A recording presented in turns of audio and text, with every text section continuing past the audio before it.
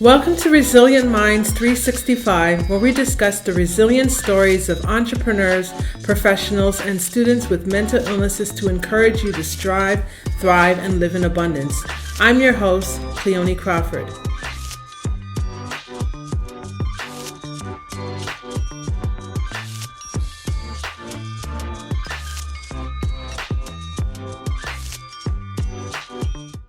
Today, guys, we have a wonderful guest with us. His name is Rakeem Coleman. He is a third grade teacher with lived experience with mental health challenges and is looking forward to raising more awareness by sharing his story and being transparent. So, with that said, we now welcome Rakeem Coleman. Hello, everybody. How you guys doing today? First of all, I want to say thank you to Cleone for inviting me on her podcast. I really appreciate it. Thank And you. I hope that this message or this discussion will encourage a lot of Black men to open up about the mental issues that they may have and end the stigma that is associated with men and mental health. Amazing. I love it. I love it. I love it. So, first of all, we're going to ask, so tell us a bit more about your profession. When did you get started and why did you become a teacher? I actually got started when I was around 22.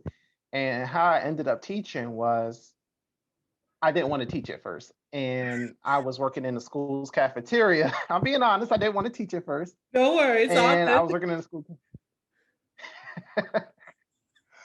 I didn't want to teach at first, but it's something that after working with kids for so many years and really never doing anything with it, the principal of the school I was working for approached me. He said, "How have you ever considered being a teacher?" And I was like, "A teacher? No." And I ended up working with a really good group of second graders, and I just fell in love with the profession ever since. Aw, that's awesome. It's really good to know that we have men of color that are entering into the field because our children need to see themselves, in the fields of authority so that they can see what's actually possible. And yeah, good on you for actually taking up the mantle to teach and to inspire a nation. You never know exactly who you're going to inspire next. So that's awesome. Well, I appreciate that. Thank you. No problem. So where exactly are you from? I'm actually from Philadelphia, Okay, Pennsylvania. Pennsylvania. Cool, cool. And so we're going to go right into the interview based on that. What is your mental health diagnosis and when were you diagnosed? Well, to keep it medically correct, I would say I was diagnosed with bipolar schizoaffective disorder, Huh? and I was diagnosed sometime in the middle of 2018. Okay, wow. So it's pretty recent then. Yes. Okay. And so tell us more about what bipolar schizoaffective disorder is for you. What does that look like? For me, it looks more like one, I would say it's mainly mine's is a lot of depression. Okay. Mine's came in the form of a lot of depression. Hmm. And there was moments where if I wasn't depressed, then I was extremely manic. And for Hmm. those that really don't or unfamiliar with manic, it just means that you're overly happy to the point where you just don't think you make reckless choices. Right. And those choices that you make in that manic episode affects you down the line. Hmm. And something that a lot of people really don't know is that manic and depression actually are two sides of the same coin. Hmm. When you're manic, you may go out here and buy a $25,000 car, but you can't afford the $25,000 car. Hmm. And when you come down off the manic high, you're depressed because now you have a $25,000 debt. Yes, I get you. I totally get you because I have lived experience with bipolar. So that whole analogy of the cars, I can definitely identify because I was supposed to buy a Mercedes Benz when I was manic. Right, because remember you kept talking, you kind of rationalize with yourself when you're in the manic phase. You're like, well, you only live once. But yeah, now you're stuck with $25,000 living once. Exactly, exactly. And another big thing that came with mine was a lot of drug and alcohol use. Okay. So yours is more like concurrent disorder then. Hmm. Yeah, okay, okay. So tell us, what is your mental health story of resilience? What exactly did you go through and how did you bounce forward? Well, I'll start with what I went through that kind of led to the mental health, you know, the mental health struggles. When I was a kid, my mom and dad were unable to take care of me because of my mom, started using drugs, and my dad was nowhere to be found. He was there, but he wasn't there. So we end up growing up in a lot of what people condition as, inner city poverty. Something that really doesn't get talked about is poverty is something that can lead to a lot of mental illnesses You're right. because you're always in survival mode. So after, they just got involved, we went to go live with a family member, and that family member they did a good job. They raised us the way that we should have been raised. And something that I found out about my family is that there's a lot of mental health in my family, from addiction to bipolar to schizophrenic. That thing is a really common theme in my family. And my mental health, journey really started when I was 13, because out of nowhere, I just got really, really depressed one day. And I'm talking about just didn't want to get out of bed, couldn't sleep, just didn't want to eat. And if I did eat, it was just to eat and nothing more.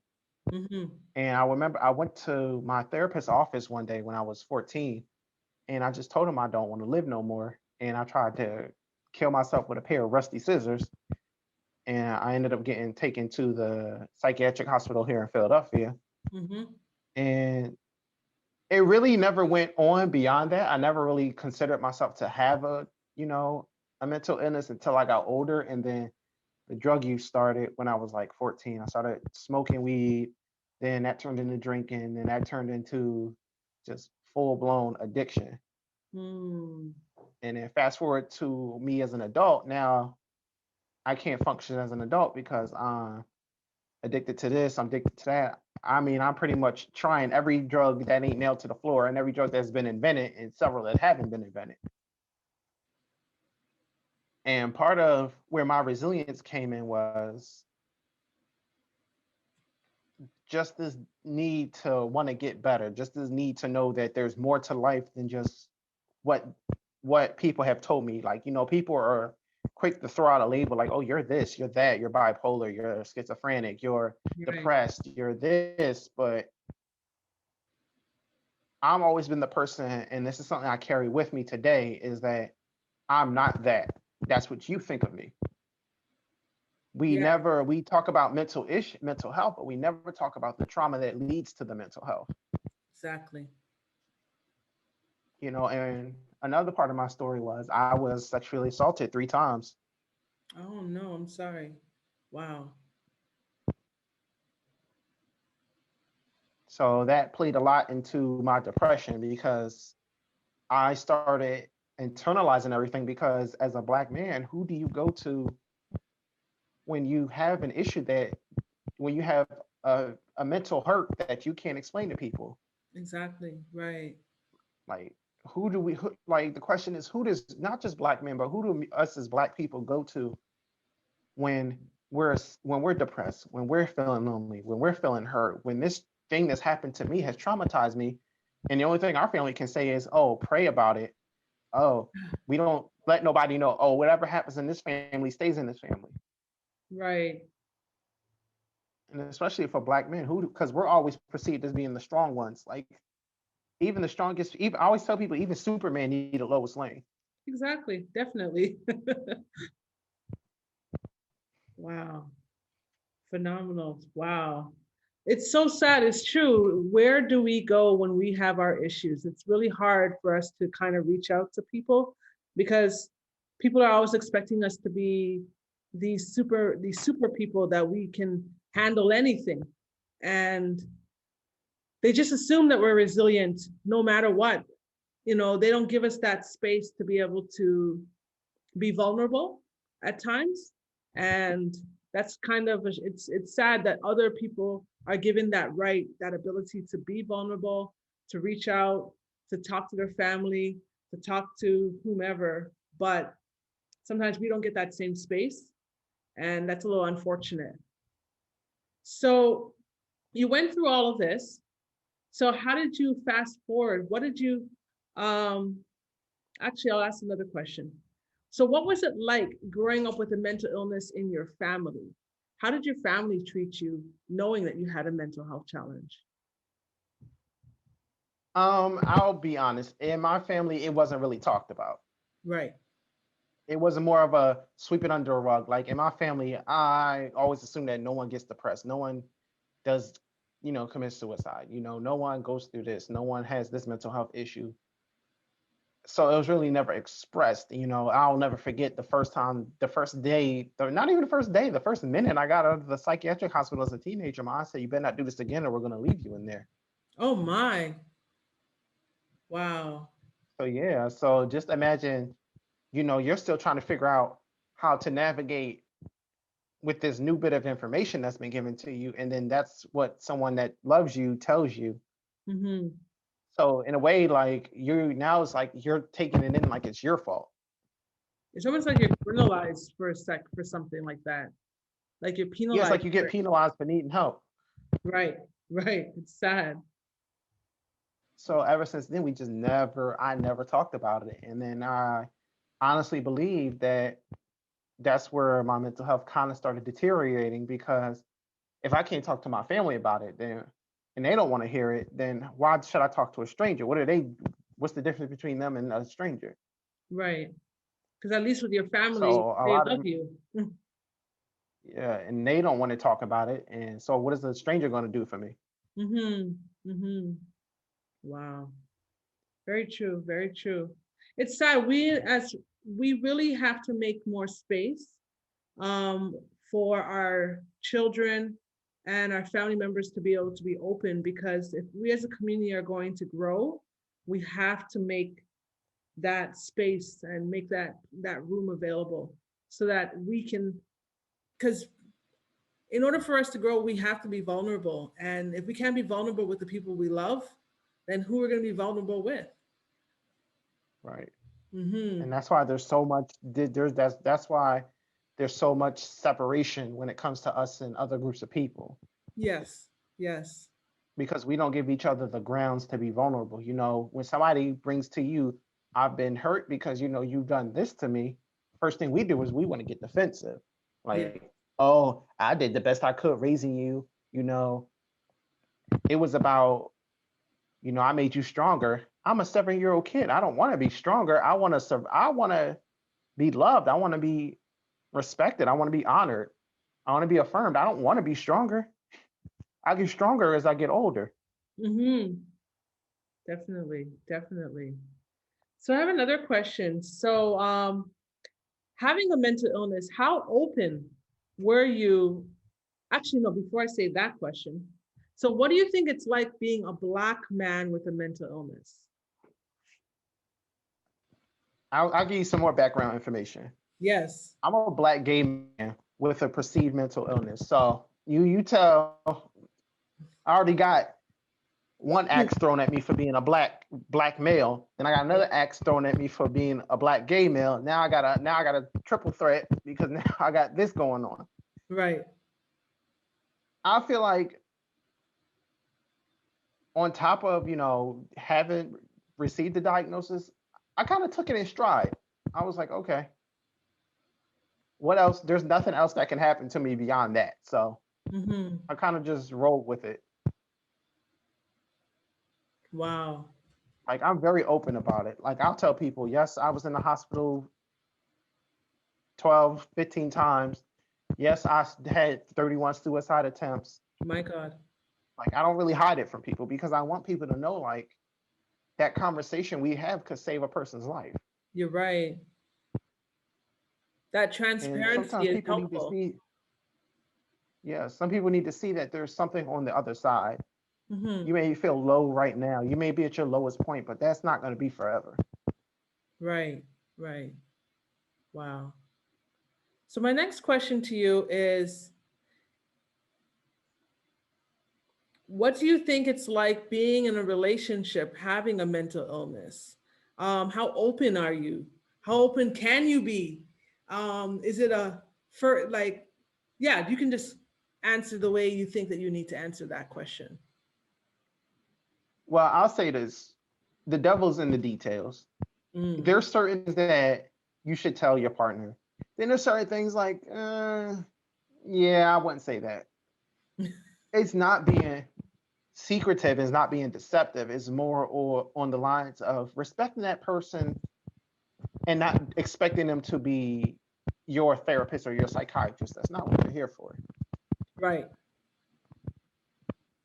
Sometimes, I had to learn like you can't dump all your problems on one person. You got Mm-hmm. to give that person permission or grace to say, hey, I got my own thing going on. I can't deal with that right now. Mm-hmm. So I say sometimes in some cases, less is more. Okay. Okay. Cool. Cool. So my next question is, what did you have to do to overcome or bounce back from your lowest points? List all the resources that applied to that were helpful. Okay, how I bounced back was one, I had to lose everything, like a place to stay, work, money, nothing. I lost everything. Mm-hmm.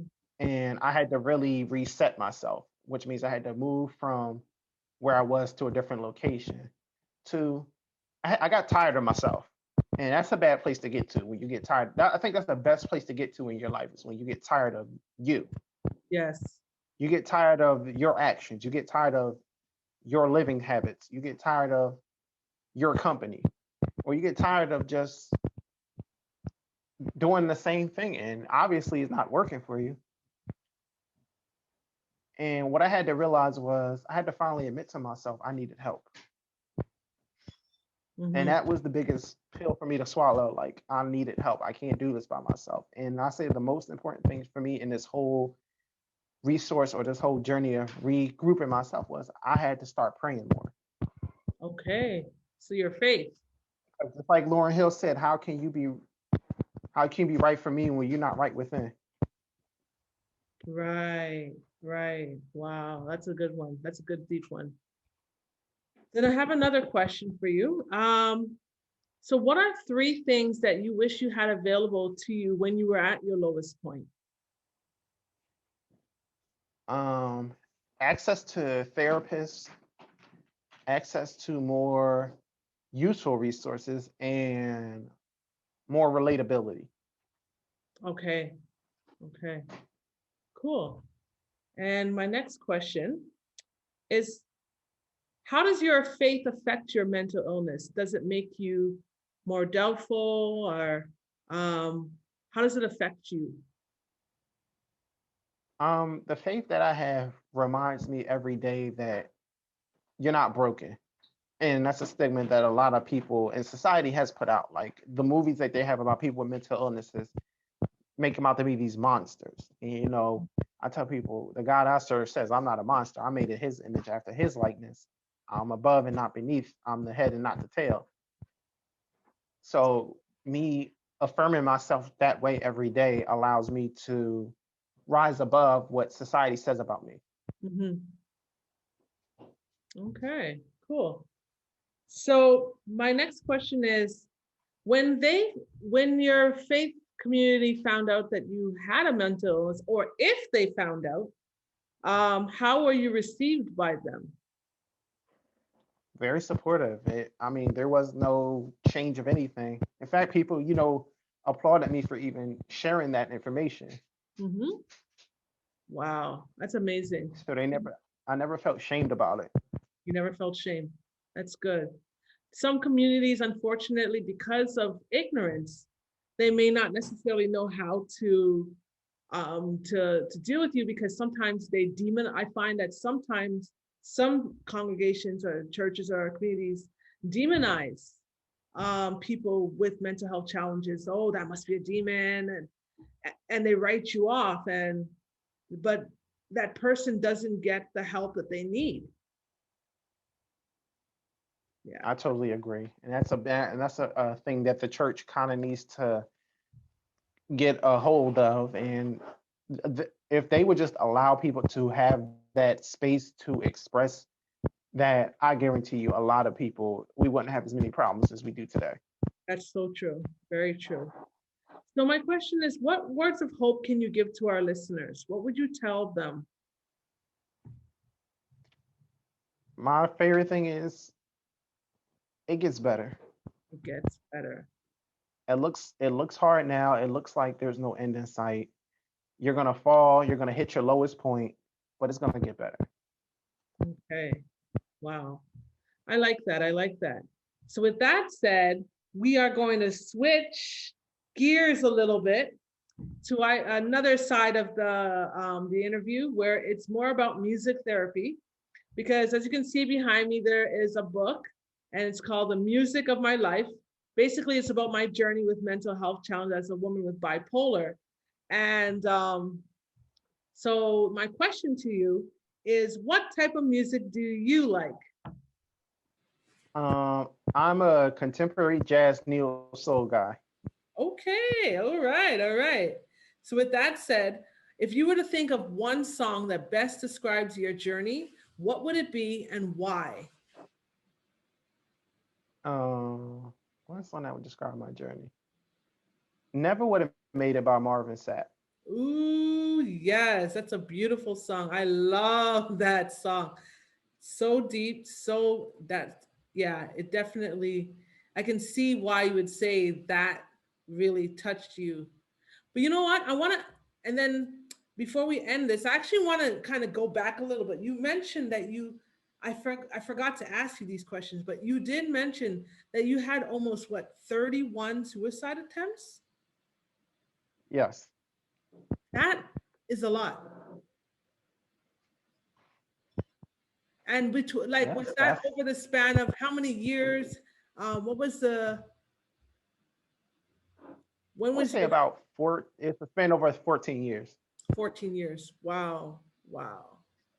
And what are some of the things that caused you to get to that low point? Was was it just chemical? Did you find that medication helped? Therapy helped? What helped you to kind of bounce forward? And what helped? What caused you to even go that far to even consider suicide? I honestly think it was a combination of drugs, alcohol, and it was medication, Okay. and mixing them all together. I see. I see. And Wow. it was the fact that during that time, I really didn't talk as much as open as I am now. I never really talked about any mental or any traumatic experiences that I had. I really never got to the root of the issues. Hmm. So I never had a chance to get it all out and just kind of heal and have the right. I never had the right resources to know how to deal with the stuff that I've dealt with. Right.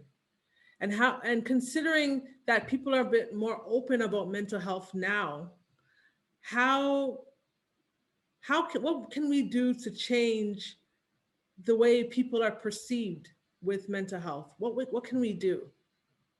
One, it starts with education, and Yes. I'm a teacher, so I believe that part of how we perceive mental illness is through education. Hmm. You know, read books, go online, look at YouTube videos.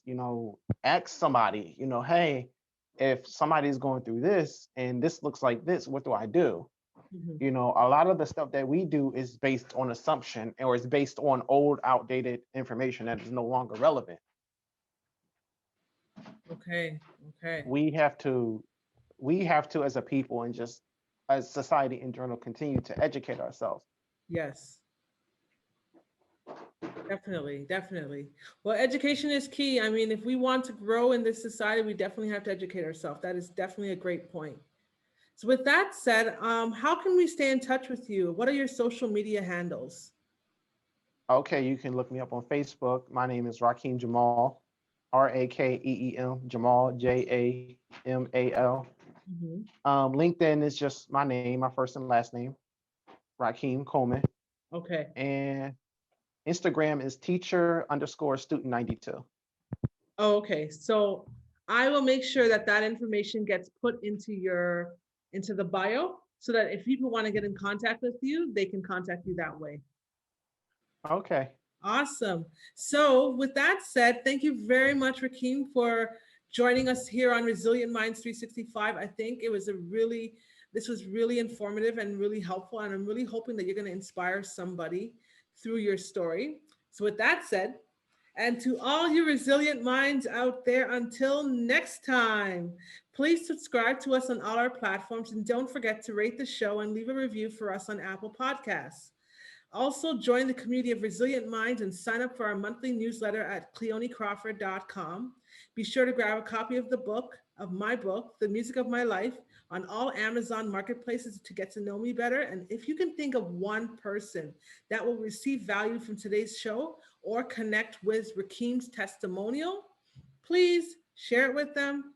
Feel free to take a screenshot of this week's episode of the podcast and tag us on Instagram. You can tag myself at Only Cleone or Resilient Minds 365 and today's guests at what was your Instagram again? Teacher _student92. Perfect. Teacher _student 92. And remember, mental health is not a death sentence. Despite your illness, you can strive, thrive, and live a life of abundance. Until next time, I'm Cleone Crawford, and I'm signing off.